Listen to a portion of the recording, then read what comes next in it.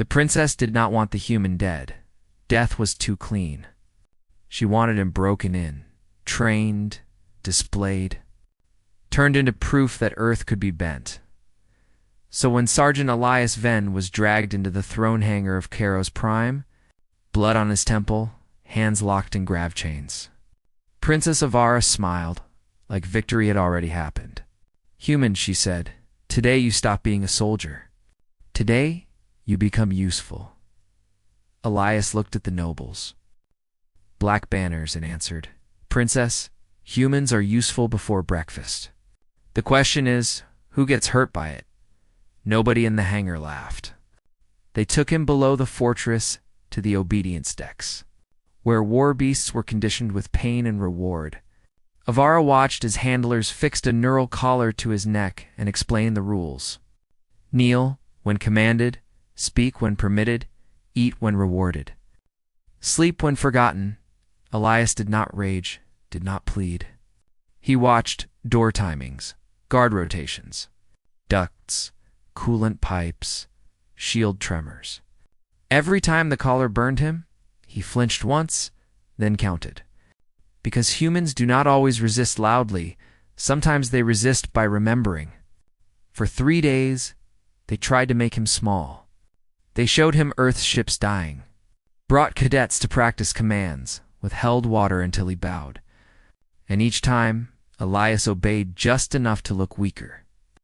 Just enough to make them careless. On the 4th night, Avara came alone. "You are learning," she said. "Even iron bends under heat." Elias sat against the wall, lips cracked, eyes half closed. Iron bends. Princess Steel is made that way. She should have heard the warning. The siege began before dawn. The first blast cracked the mountain. The second killed the outer guns. The third turned every palace light red. Rebel clans from the dead moons had arrived with stolen cruisers and drills. Not to win territory, but to erase the bloodline in one night. The fortress had been built to frighten prisoners and survive polite wars, not for enemies with nothing left to lose. Through the glass, Elias saw the tactical wall flicker. East gate breached, and deep beneath the throne. The prisoner smiled. Avara drew her blade. "What are you smiling at, human?" Elias nodded toward the empty guard station. "Your fortress is strong. Your people are using it badly." Another impact threw sparks across the ceiling. Guards shouted that rebels were inside the lower levels. Avara looked from the failing map to the chained man she had humiliated. "Can you stop them?" she asked. Elias looked at her. "Unlock me," she hesitated, so he leaned closer. "In 10 minutes, they reach this deck. In 12, they cut power. In 15, they have your crown and head. Unlock me now, or die decorative." The princess wanted a pet soldier. She had captured a siege engineer with a grudge. The chains fell. The handlers stepped back. Expecting revenge, Elias only rubbed his wrists and moved to the dead console. "Get me command access, 3 drones, a map, and someone brave enough to follow orders." Avara gave the command, and the human changed. Not into a beast, not into a hero, into something worse for the enemy. A worker who understood machines under pressure. He rerouted power through the obedience grid, turned shock pillars into traps, flooded lifts with coolant vapor, opened tunnels behind rebel squads, and used beast cages as barricades. His voice stayed calm. "Seal Corridor 9. Leave Corridor 10 open. Panic likes doors. Soldiers do not."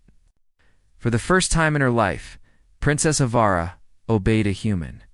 The rebels pushed toward the throne hangar, or what they believed was the throne hangar. Elias moved the beacon into an empty fuel bay and filled the approach with false heat signatures.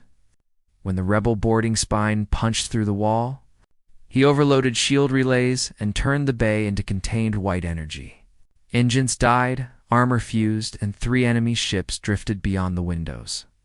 Then every rebel channel crackled with his voice. "This is Sergeant Elias Venn of Earth. You were inside a fortress you almost understood. Surrender now, or learn what humans mean by field repairs." Half the rebels dropped their weapons. Their commander did not. He came through the smoke in black armor, dragging Prince Lorien by the collar. Avara's younger brother, blood running down his cheek.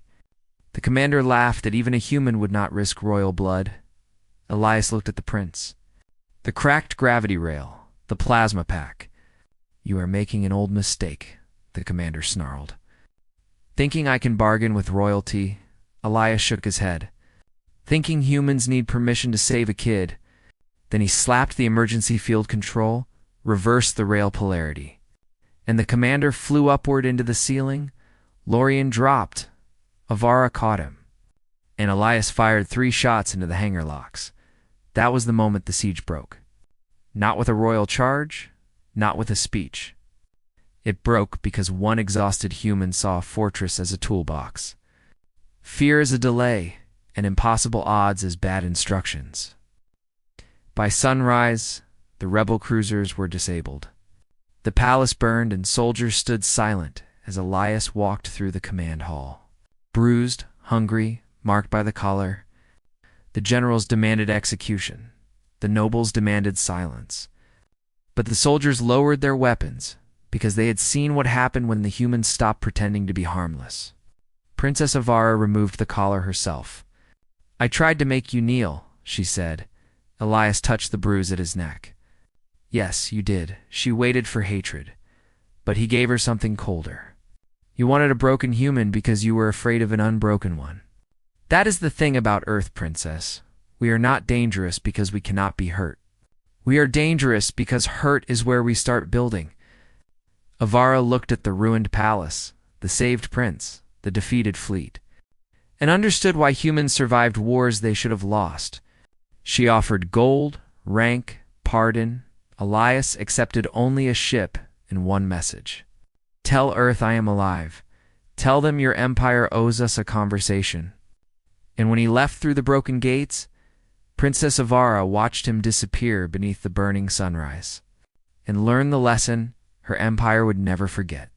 You can chain a human body, starve it, mock it, command it to kneel, but if one thought remains free, one stubborn spark, one reason to stand, then you have not captured a weapon. You have invited a war. And sometimes, before the throne even notices that war has already won,